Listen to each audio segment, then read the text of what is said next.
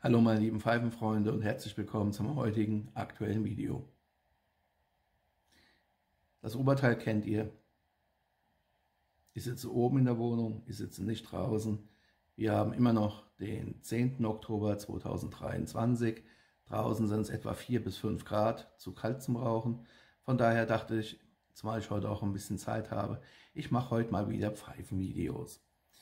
Tja, ich hatte eigentlich vorgehabt, ein einziges Video zu machen. Inzwischen mache ich mein 4. Wann die einzelnen Videos hochgeladen werden, keine Ahnung. Ich lade hier teilweise im Mai 2024 Videos hoch, die habe ich im August 2023 gemacht, weil ich jetzt auch einiges vorgearbeitet hatte. Ich hatte zwischendurch frei gehabt, habe immer wieder Videos gedreht, wenn ich die Gelegenheit hatte, durchaus 3, 4 Videos am Tag. Ich lade hier aber immer nur ein Video, manchmal 2 Videos in der Woche hoch, mehr nicht. Und da könnt ihr euch ja vorstellen, da ist einiges zusammengekommen. Zumal ich an manchen Tagen abends jeweils ein Video gedreht habe. Ich habe da Wochen gehabt, nach der Arbeit direkt noch Videos gemacht und alles vorbereitet und immer geguckt, dass ich möglichst ein bisschen Abwechslung reinbringe. Von daher dauert heute halt ein bisschen länger. Ich gehe jetzt mal davon aus, dieses Video wird vielleicht noch dieses Jahr, Ende des Jahres hochgeladen werden können, ansonsten Anfang 2024. Ihr werdet es ja sehen.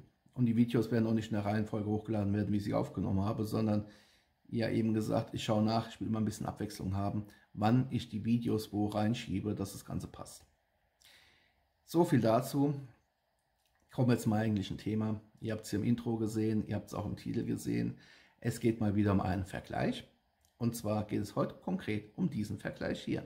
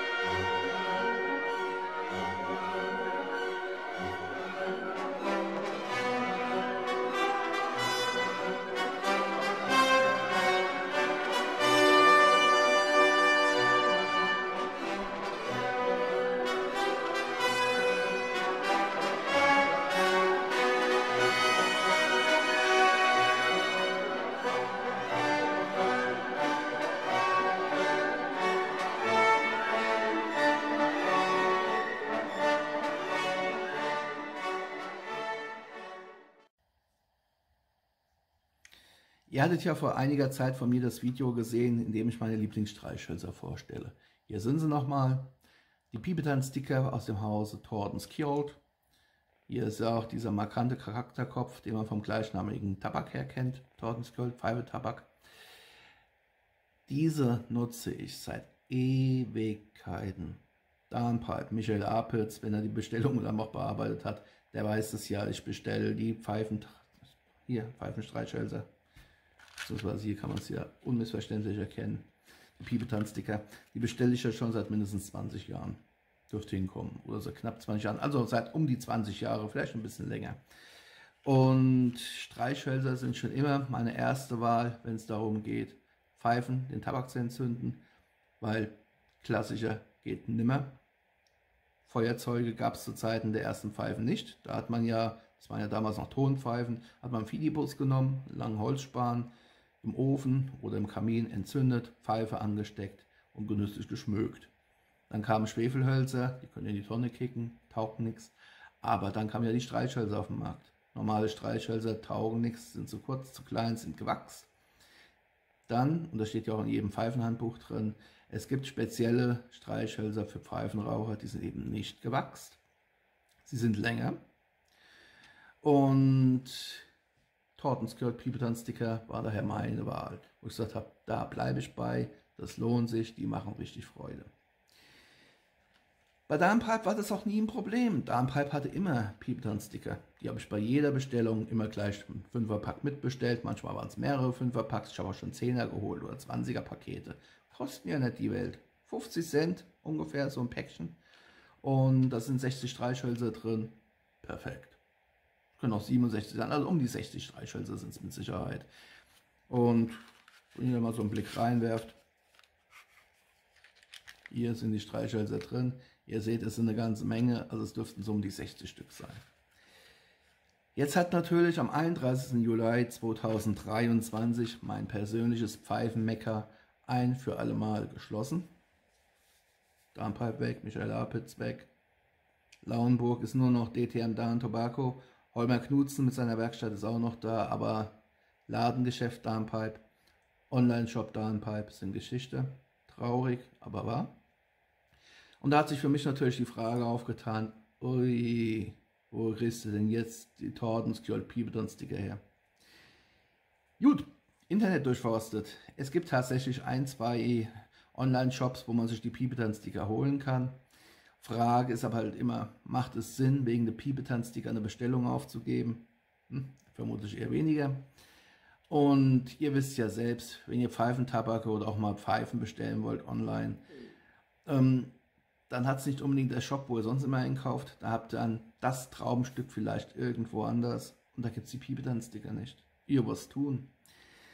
Tja, wie es dann der Zufall so will, ich habe hier in den letzten Wochen, Monaten ja doch den einen oder anderen Tabak noch besorgt. Und da ist dann was passiert, wo ich dann stutzig geworden bin. Once upon a time, in dem Fall noch gar nicht so lange her, vor ein paar Wochen, hatte ich eine etwas größere Bestellung aufgegeben an Tabak bei Cigar World. Und da hat man mir auf einmal das hier geschickt. Da war ein 5er-Paket hier vorne drin. Wunderbar, herzlichen Dank dafür. Die werden sich wohl gedacht haben, bei der Menge an Tabak, ich habe glaube ich 10 Pakete bestellt, also 10 Päckchen und Dosen unterschiedlicher Wahl. Haben sie gedacht, der raucht viel weg, also packen wir dem mal noch so ein Päckchen Streichhölzer mit rein. Eine kleine noble Geste, gefällt mir immer. Wie gesagt, gab es auch bei Darmpipe teilweise habe ich es ja, oder hauptsächlich habe ich es auch gekauft. Und da habe ich mir die Seite von Cigar World angeguckt und da steht hier um die 60 Streichhölzer. Das war aber noch nicht das Einzige, was mich verwundert hat. Dazu aber gleich mehr.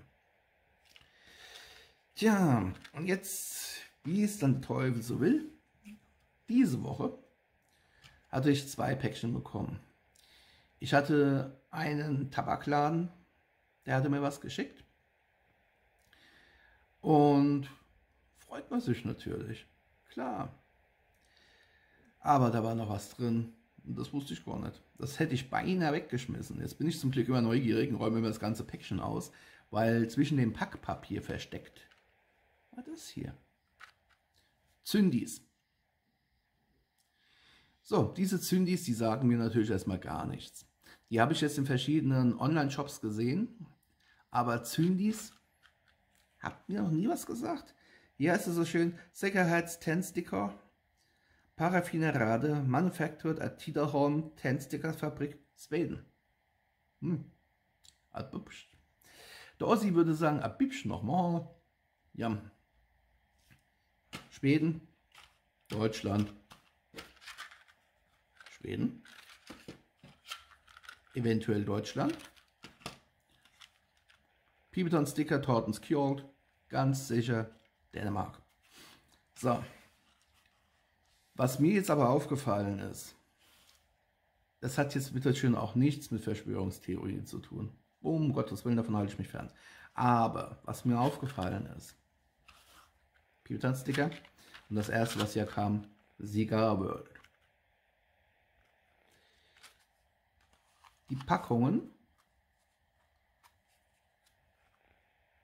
sind bündig, exakt gleich groß. Ich sagte ja, Tordenskjold Piepton Sticker sind so ungefähr 60 Stück drin. Laut Cigar World sind bei ihnen auch ungefähr 60 Stück drin. Wenn wir uns jetzt mal die Reibflächen angucken,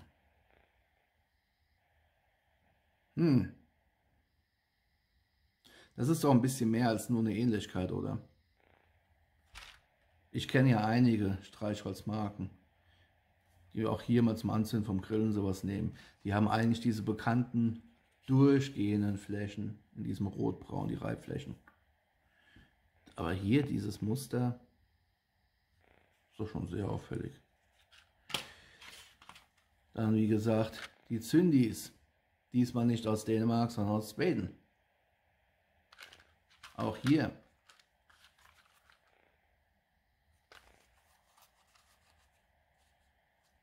Packung. Exakt gleich groß.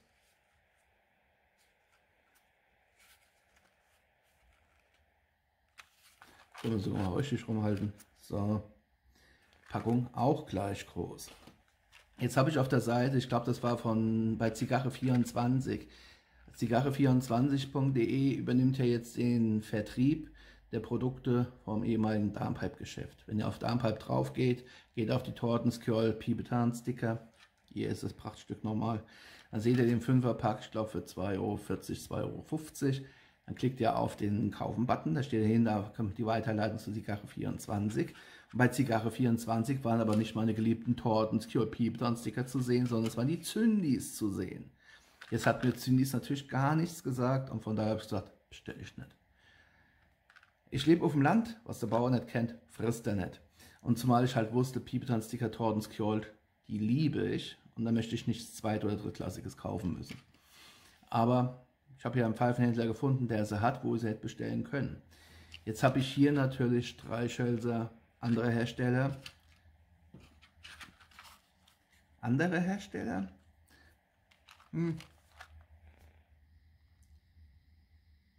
Bibsch nochmal.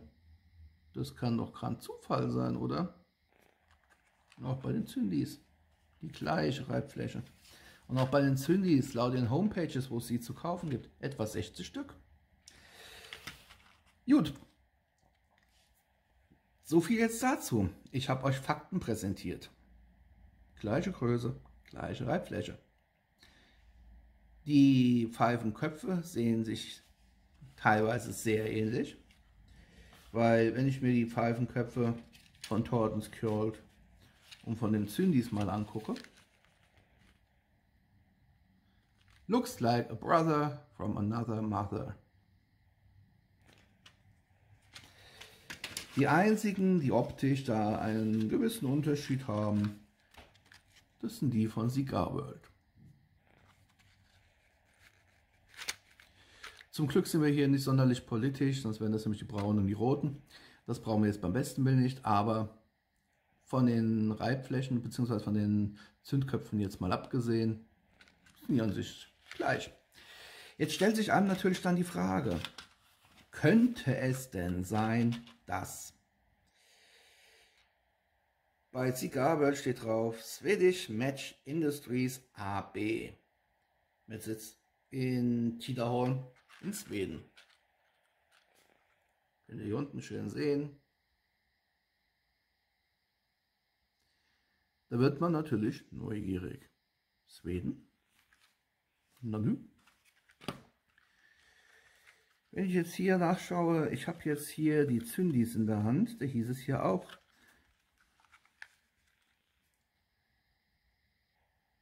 Manufactured,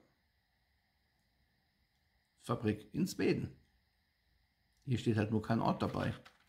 Ich bin gerade noch am Schauen, ob vielleicht auf der Rückseite der Ort dabei angeführt. Ach, das scheint an. Hier ist dann die Adresse angegeben. Auch von Schweden.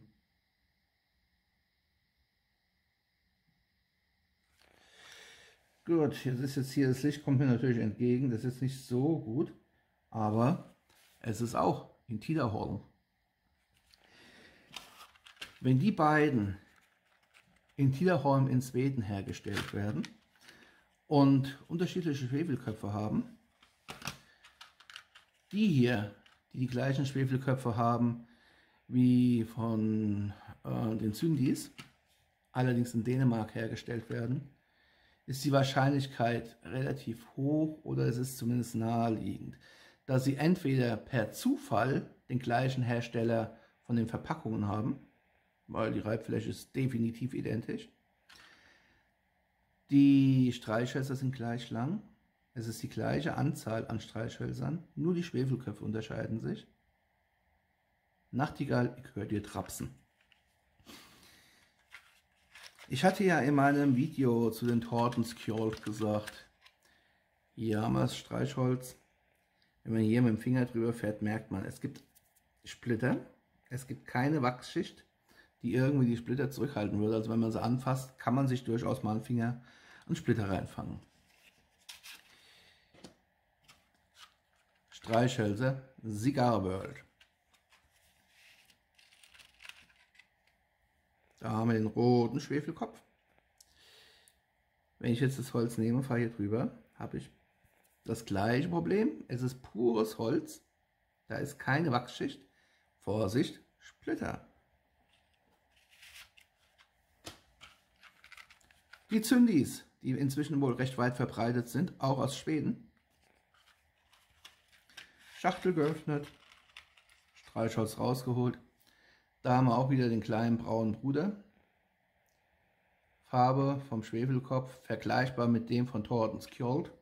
Einziger Unterschied, der hier ist ein ganz klein wenig heller gehalten in der Farbe als der von Tortenskjold.